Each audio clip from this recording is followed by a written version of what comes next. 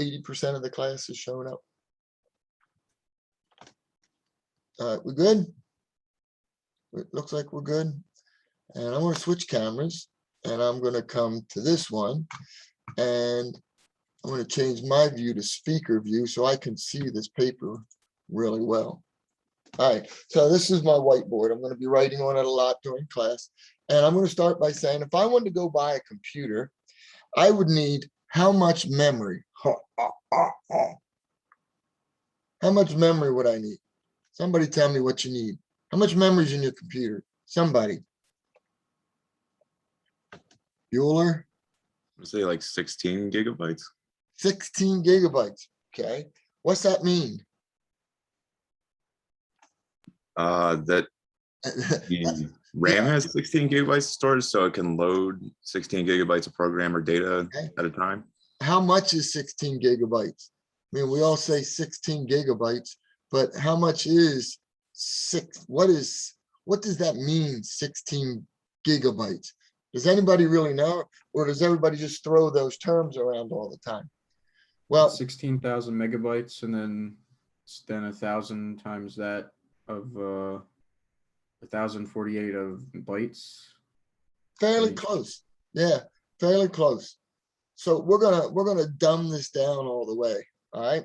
So back when they first did computers, they had vacuum tubes inside of them, you know, and the vacuum tube was something like a little, look at this. Look at me being an art person, a little bit like a light bulb, right? And a light bulb does one of two things. It's either turned on or it's turned off. Okay, so it's either on or it's off. And depending on how these light bulbs were arranged and how they were on or off, it meant something. And what I mean by that is it goes all the way into representing things in the world of binary.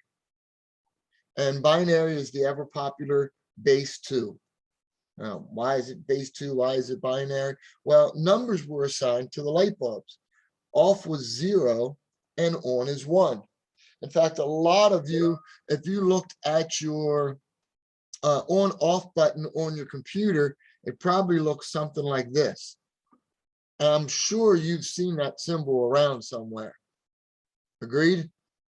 That's everywhere. That's a 0 and a 1. That's on and off. Look at that. You learned something already today.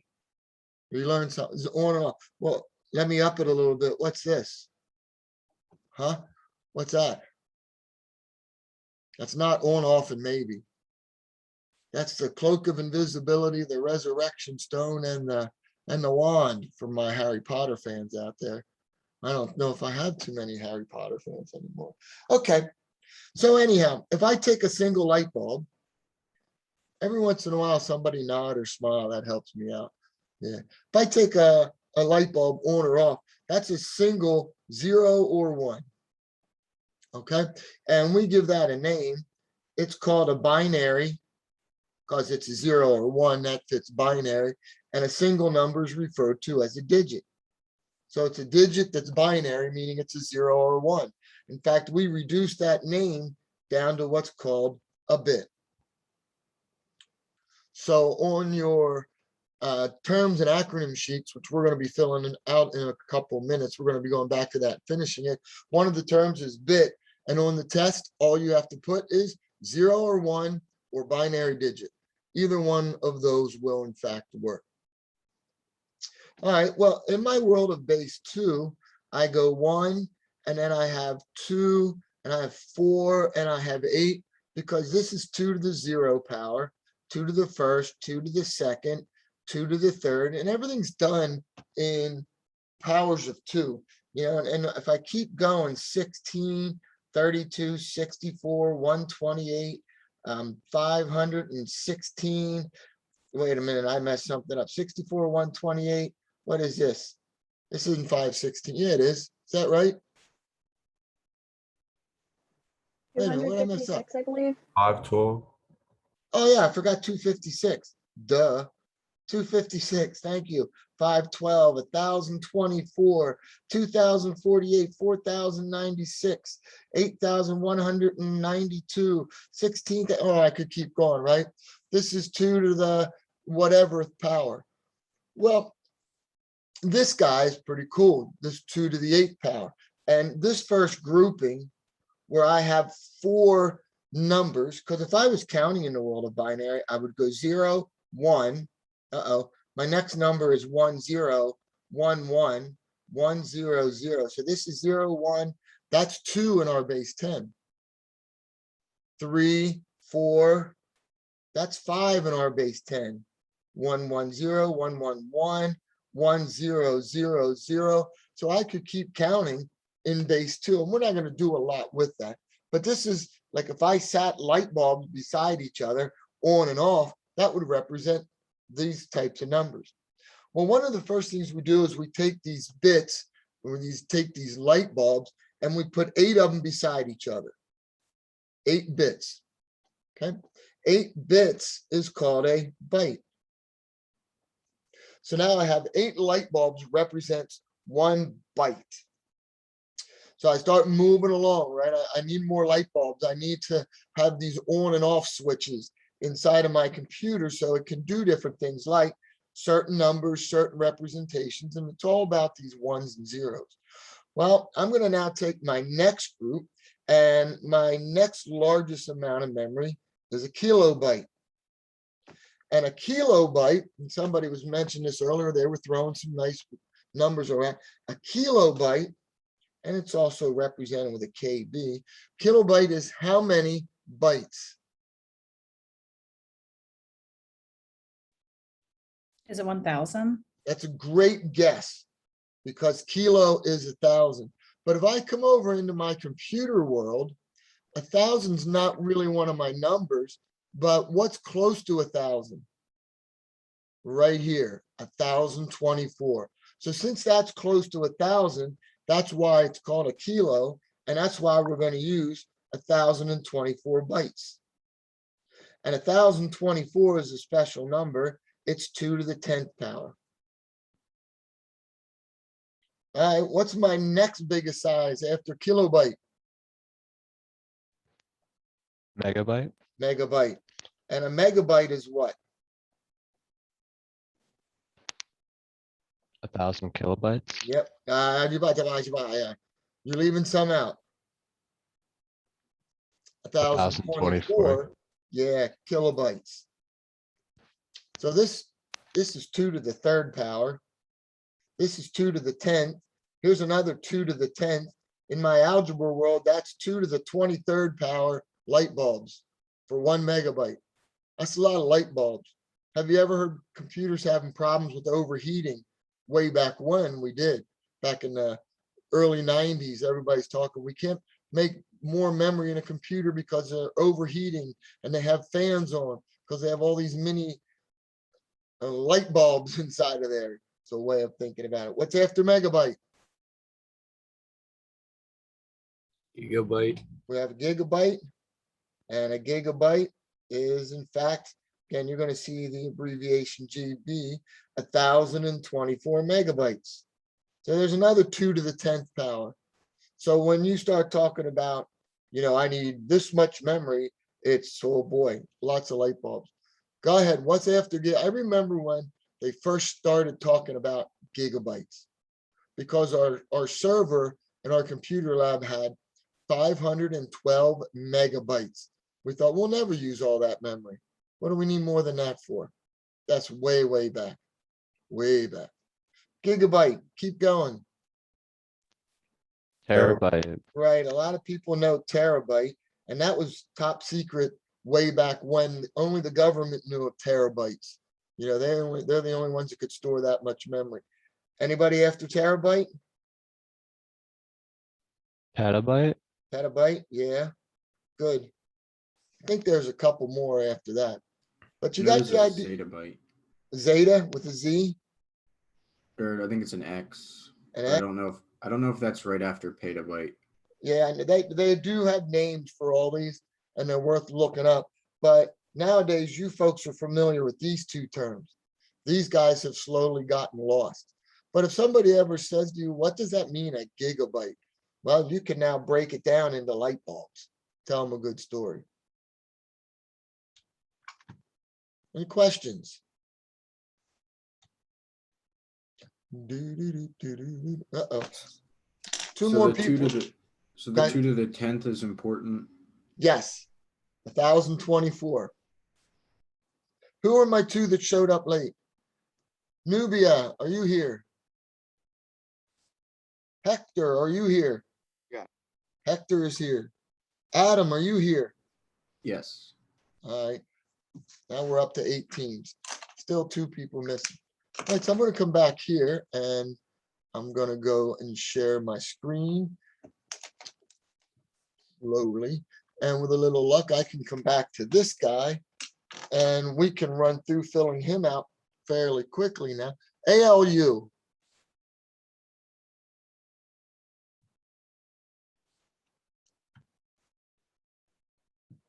All right, why won't it? Okay, here we go. Come on, give it to me. ALU. There we go. Anybody ALU? Arithmetic logic unit. Arithmetic sounds like algebra. That's where all the math and calculations are going. Arithmetic logic unit. Cool.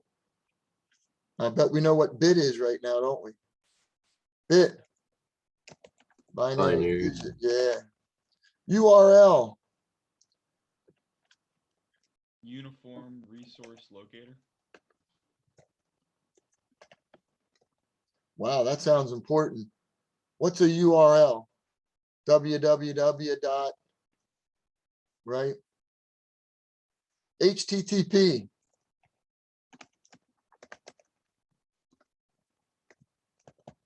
Hypertext Transfer Protocol.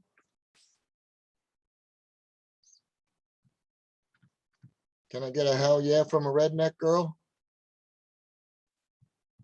Anybody? Hell yeah. Thank you. ASCII, this is a big one. I'm gonna wait till somebody tells me this one.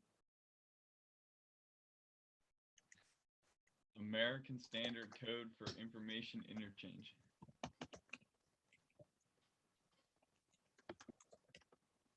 Bam. Nicely done. Cool. Uh-oh, there we go. A byte, a megabyte, a gigabyte. 2 to the 10th power. That's 1,024. That's really, I mean, that you just saw in that example of where that 1,024 comes into play. In our world of programming, you're going to find that you're going to have 3 types of errors. Okay. The first one is a syntax error. A syntax error is when you type public and you type it as PUBLAC. It's a typing error. So you're going to have lots of syntax errors. A logic error is you're going to say something like sum equals num1 minus num2. Everything works great, but your answer is wrong because your math was bad. Okay, you did something wrong with your math. Instead of adding, you subtracted. A runtime error is when you have your program and it's going to crash because of something like you try to divide by 0. And the program's going to say, what the heck is going on here? And just go off on its own. When you're running it, it just is going to do some wild thing. You make my heart sing, sorry. Cool. All right. Oh, all right. Well, hey, questions on chapter 1? Nope. Chapter 2, I'm going to start filling a couple of these in. And as we go through, you're going to come back and fill these in on your own. I'm not going to be saving this or referring back to this sheet at all, but it's good to have. And you have something called a GUI. A lot of you have used the word GUI. What's a GUI? Something user interface, but I don't remember that. Graphical. Very good. Graphical user interface. I'm going to put 1 or 2 more in here. Source code. Source code. That's your program. Ends with .java. We mentioned this a little bit the other day, and we're going to get into it in about 5 minutes, but that's what you type up. Then you're going to get ready and you're going to do something to your program called compile it. and it's going to create what's called bytecode. Okay, this is something that's kinds of, but it's going to end with a .class. It's going to have the same name as your source code, but it's going to be a .class. When you upload programs, I don't need to see the .class because I can't open it. I can't see it. It's in some kind of goofy computer code. You'll be uploading and sending the .java to me. Questions? Okay, so you can keep your terms and acronym sheet close by. I am not. I'm closing mine. I'm closing mine. Here I go. Where am I? There it is. I'm closing it. And the next thing I want you to do is I want you to go and load up JGrasp so that we're ready to type in a program. Because what we're going to do with chapter 2 is we're going to learn by typing things in.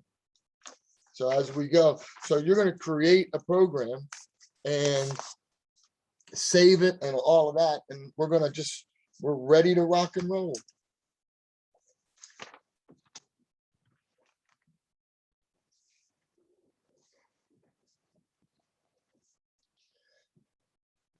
So load up your JGrasp. I have some stuff on my screen because it is things that I'm going to have in every single program. What you see right here in front of you. Okay, so load that up. Grab your books because I'm on page 35. And I'm looking at code listing 2.3, which is one I know you have to turn in.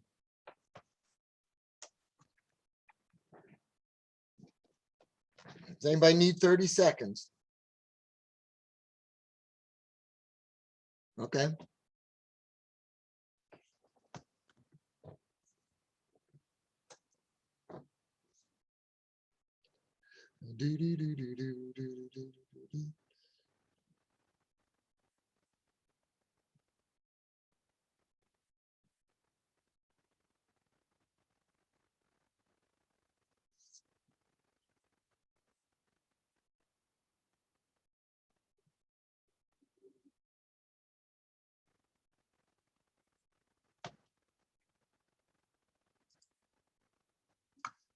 Two messages in the chat. Okay, got those.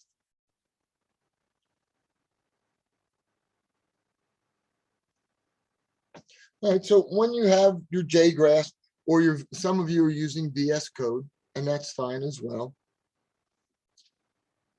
First trick or tip, Control L.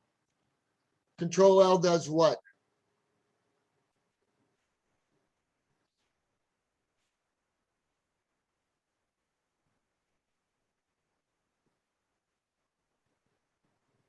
It turns line numbers on and off. Great. Yep. Turns line numbers on or off.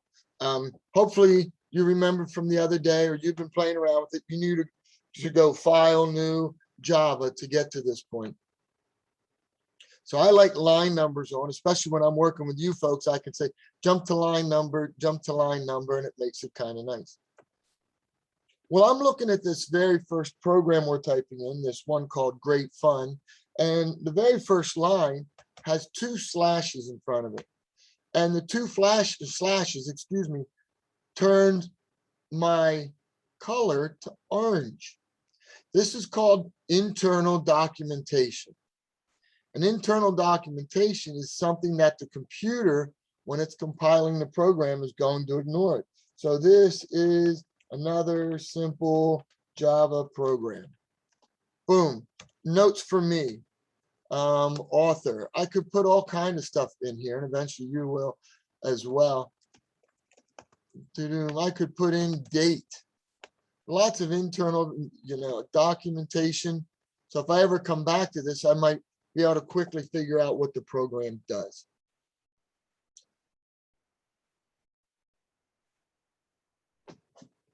Now, that's one way to do comments.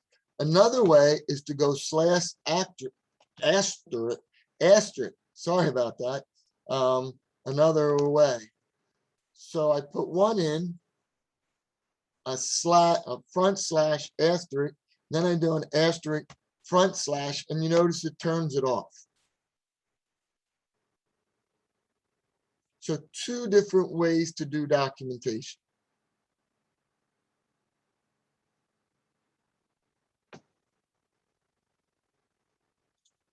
Moving along, purple words. Purple words are keywords or reserved words that when they turn purple, you know you've typed them in right.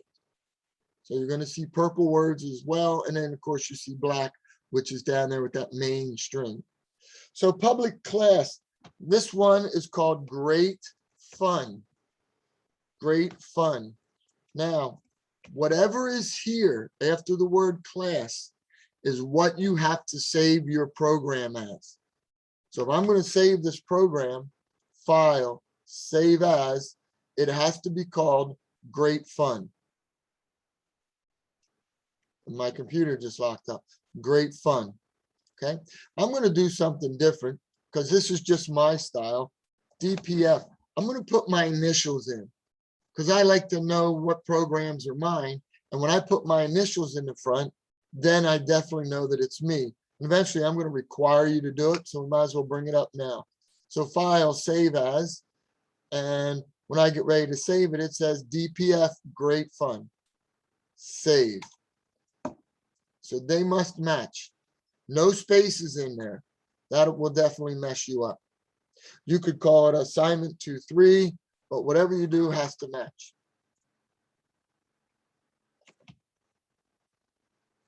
All right, so line 10, as soon as I typed line 10, I typed the line down here 19. Whenever I have a left brace, I also have to have a right brace. And they have to match up. So everything in my program is going to go between lines 10 and 19. Now, what happens next? Well, here in line 11, actually, I'm going to make it 12. I'm going to do this. This is my main. And for right now, all of the work we're going to do is between lines 14 and 18. Later in the course, we're going to add things after line 18 before 20. But for now, everything we do is going to be between this set of braces. What I have is line 14 and line 18. This is called my main. And my main always has to have this line, public static void, main strings, left, we call them square bracket, right square bracket, space args. You don't really need to worry about what that is right now. You just need to know you have to have that in every time.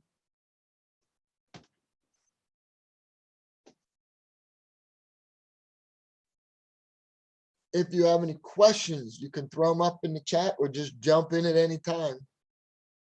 Or if you said, hold on for 30 seconds, I would do that as well.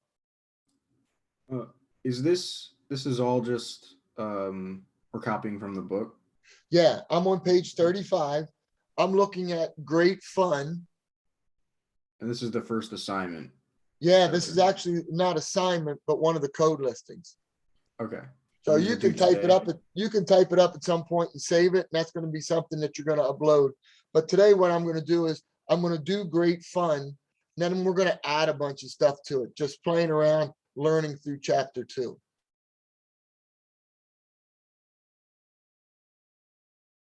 All right, so this is the main. I know where my main begins. I'm going to come back. You notice the indenting. The indenting is always going to make it easier to read. Okay, so what I'm going to do now, and it's the 2 lines in the book, are display a message. And the message is going to display down here in that console box. Okay, so you're just following along with what I'm typing up right now. Good. All right, so the next line says system dot. Okay, come on, computer, catch up. There we go. System dot out dot print programming is Oh, check that out. I can't spell.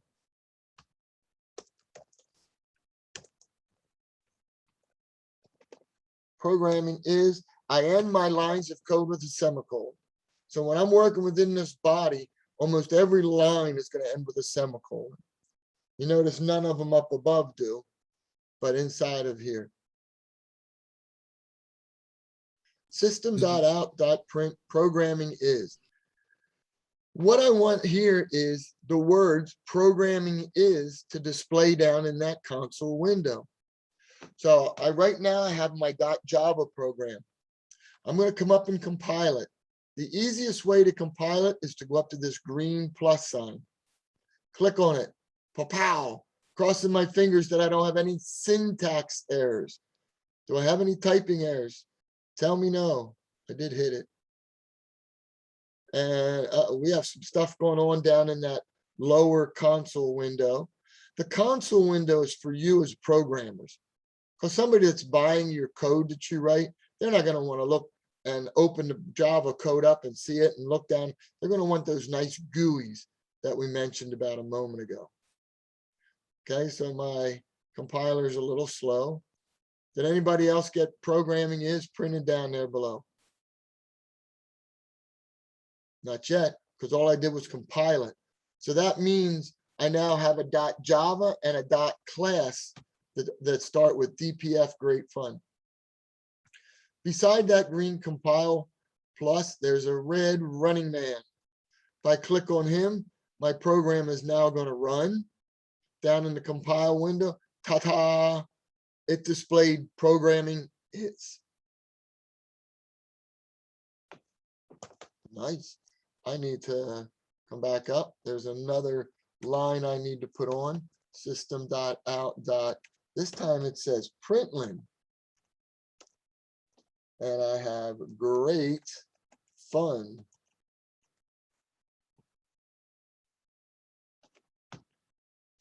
Quick save. I just click the red guy because he will compile and run. Programming is great fun. Can I get it? Whoop, whoop. Is the space after the is in between the not a colon, but the after is that necessary? Well, let's take it out.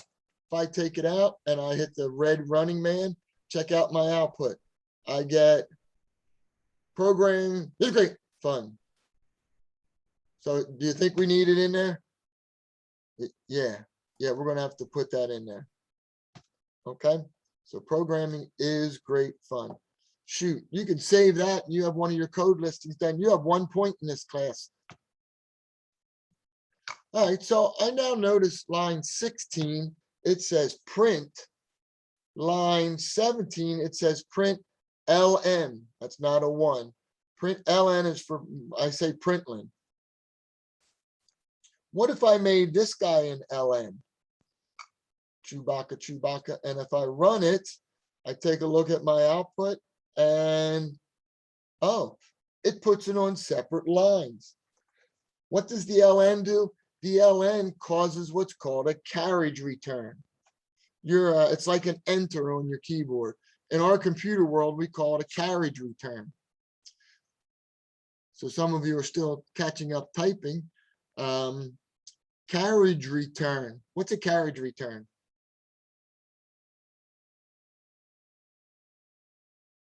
Going once, going twice. In the old school world of typewriters, everybody remember what a typewriter is?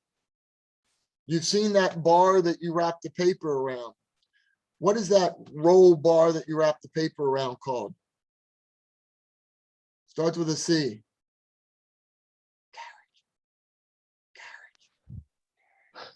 Is it called the carriage? It is called the carriage, right? And when you would type, the carriage would slowly move to the left.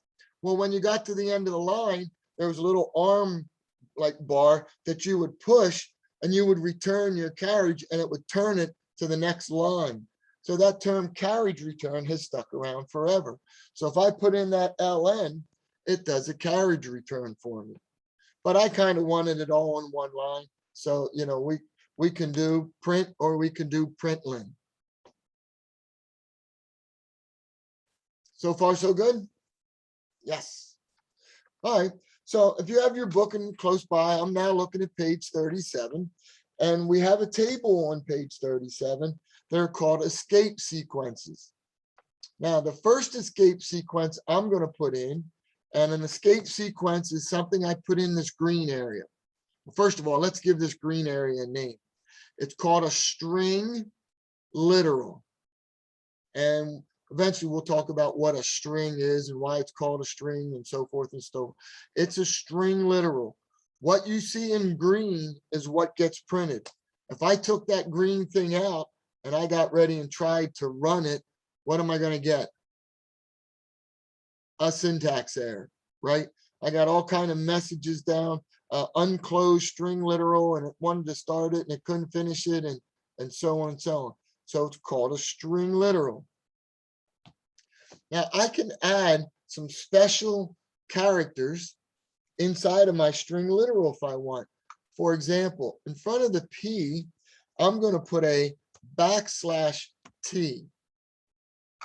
Things that make you go, And now if I run it and I take a look at it, I don't see much of a difference, do you? But there is, because where programming is great fun is right now is it's indented. It is called a tab. I'm going to play around. I'm going to put a tab in there. And if I look at my output, I'm going to get that programming is, and then there's a tab to move great fun over. So this is an escape sequence, probably one of two that you might use.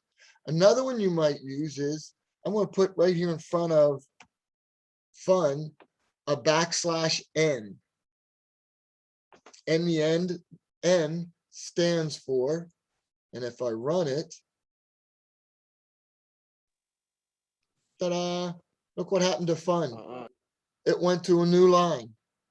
So that /n puts a new line. It does a carriage return for me. So if you're looking in the book and you're on page 37, you see /n and /t. They might be about the only two you want to use. Some other ones, what about after programming? If I put a // and I run it, // is going to give me a slash in my string literal. So if you ever want to get a slash in your statement, or if you ever want to get a single quote in your statement, you can make it instead of // single quote. That way I can get a single quote to display.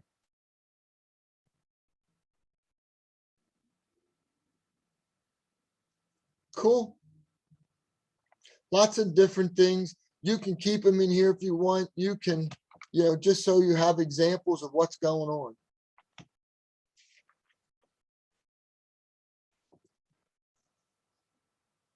Are we good, or does anyone need 30 seconds?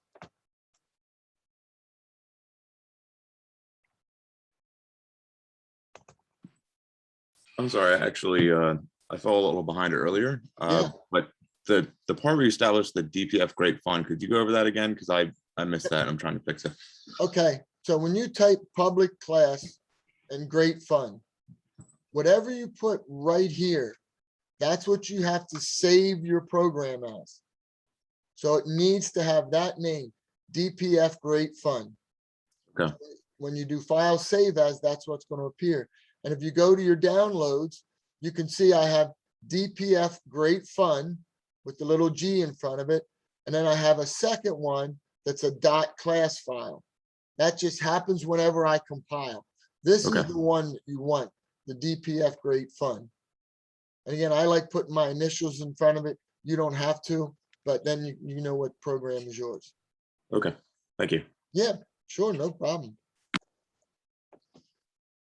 Okay, so I can now print out strings, and this is all great, but this ties into my math world. And in my math world, I do a lot of stuff like y equals mx 20x plus b. And a lot of what we do in the computer world is going to be similar to something like that, but not that. Okay. That to me is also pretty boring. What if I had told you something like cost equals $20 an hour times however many hours plus $50 just to show up? Now that statement looks a lot more fun than y equals 20x plus 50. Okay, so we're taking a step towards how I can write programs to do things like, if I asked you how many hours, can you figure out what the cost is? Hour, right there. Cost, they are what we call variables. Sometimes you'll hear them called literals as well. But I'm going to start, and I want to declare a variable. So in our programming world, if I want to use HR or I want to use cost, I have to tell the computer what kind of number is going to be stored in there. And for hour right now, I'm just going to say, hey, I want to store in a nice integer. And as mathematicians, you know what an integer is. So I'm going to declare a variable and I'm going to call it hour. I don't think I need these lines anymore. I'm going to say, okay, so now I want to give hour a value. So I declared int to be an hour.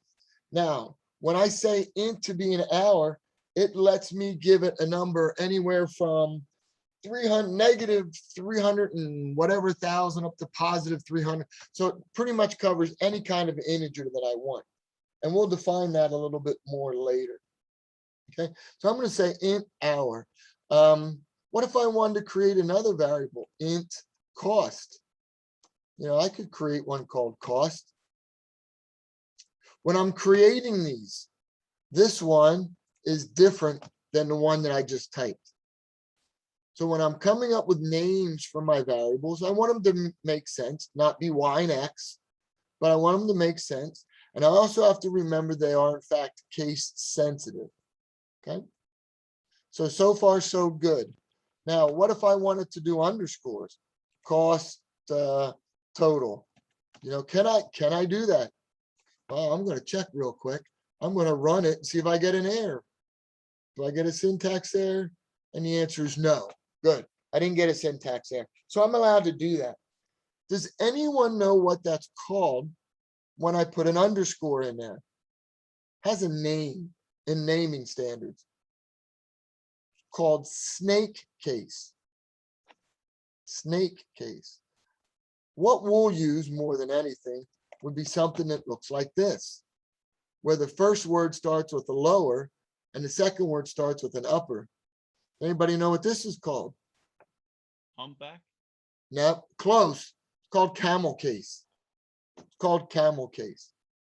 So when I'm declaring variables, I can use those underscores if I want. I usually won't, but I can get away with most of the time using that camel case and make things much easier to read. So far, so good. Now, I want to give hours a value. And whenever I give something a value, I put the variable on the left and I put everything else on the right. So I'm just going to say 8 hours. End it with a semicolon. I just gave that a value. And I'm going to compile it, make sure there are no syntax errors. That's legal. I gave that a value of 8. What if I wanted to give it the value of 8.5 because I worked 8.5 hours? If I run it, it's going to get all mad at me. It doesn't like it because I can only give it an integer value. So I'm going to give it the value of 8. Okay. Now, oh, you dummy. I want to learn how to print out this. So now I'm going to go system.out.println. The number of hours worked is, I'm going to put that and that. And I want to have a second thing in my display. I want to know what that actual number of hours is. So I'm going to use this plus sign because I want to add to that string literal. It's called concatenation. And I want to use the variable HR.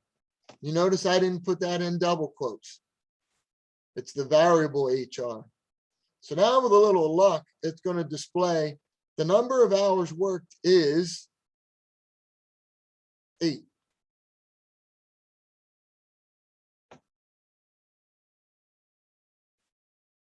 With a little luck, I have no syntax errors. Nice. Somebody say good job. Good job. Thank you. Thank you very much.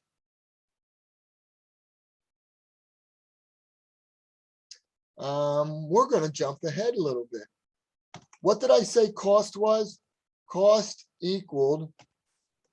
Now I'm going to come up with an algebraic expression here. It was 20. Now in the world of computer science, we have to be explicit. Times hours plus 50. We can't just do 20 HR. We have to do time, let it know. So now all of a sudden I created an equation here.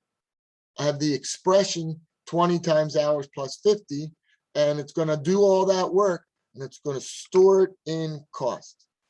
So let's go down to our output, and let's do system.out.println. The total cost is, I need that plus sign again, and cost.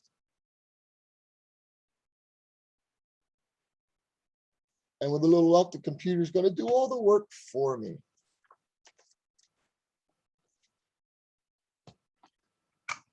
Drum roll. The plumber, $20 an hour. Nice. For 8 hours. So I need to check my work, right? I put in 8. 8 times 20 is 160 plus 50, 210.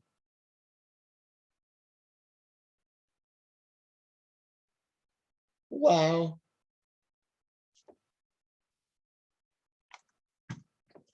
Pretty cool. In your math equation, do you have spaces in between all of those? I did just for readability. Do you need them?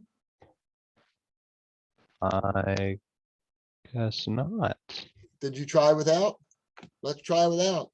If I get rid of that, and I get rid of that, and I get rid of that, and I get rid of that, is it still gonna work? Another drum roll. There's your answer. Okay, Thank you. but as I said, what's easier to read, this or this? Yeah, the Spaces are- spaces help. Yeah, spaces are free. Yeah, I was gonna ask you that. Like on assignments that we turn in, do you want it spaced out like that? You can do whichever you like. Yeah, it doesn't matter to me. All right, cool. All right, so int.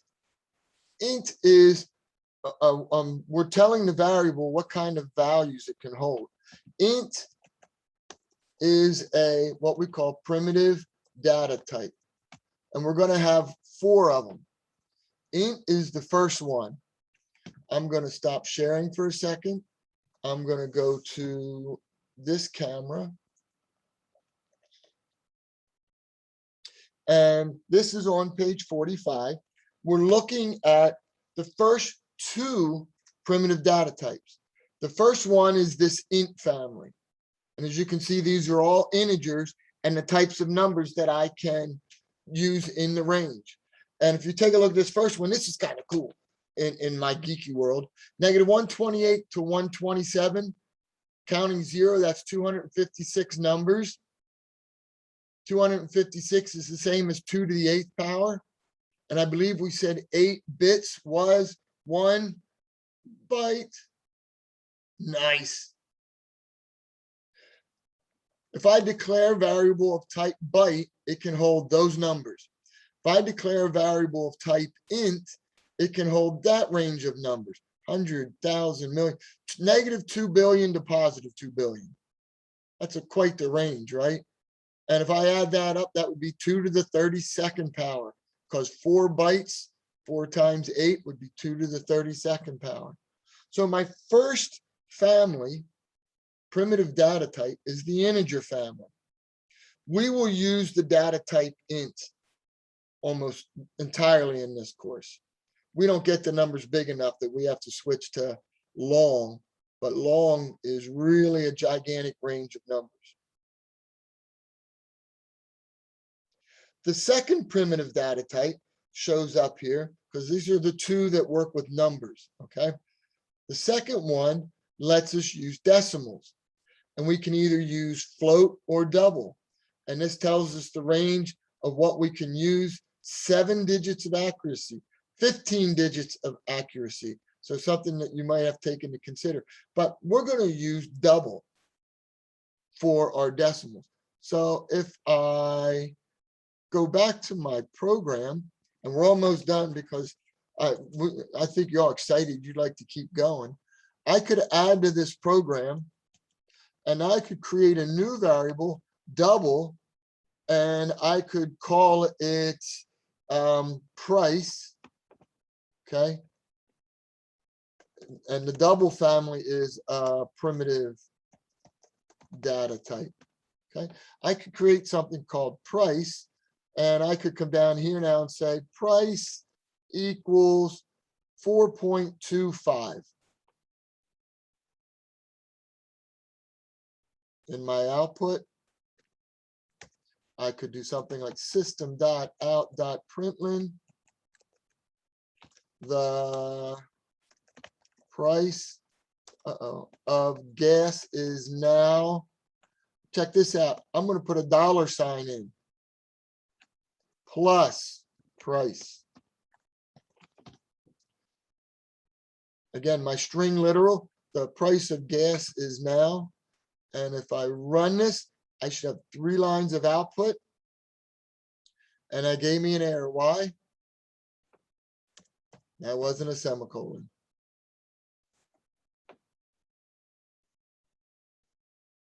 Yay!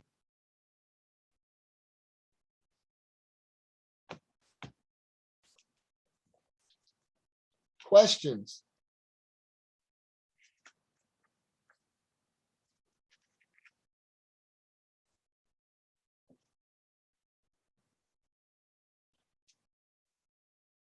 So we have 2 of the 4 primitive data types. If you looked on the terms and acronym sheet, you would be able to see that there are in fact 4 primitive data types. What happens here is int, when I say int, it says how much dropped. All right, anyhow, we're good for today. Try to get the code listings done and we'll go from there. Sound good? Yeah. All Sounds right, good. have a good weekend, everyone. You too.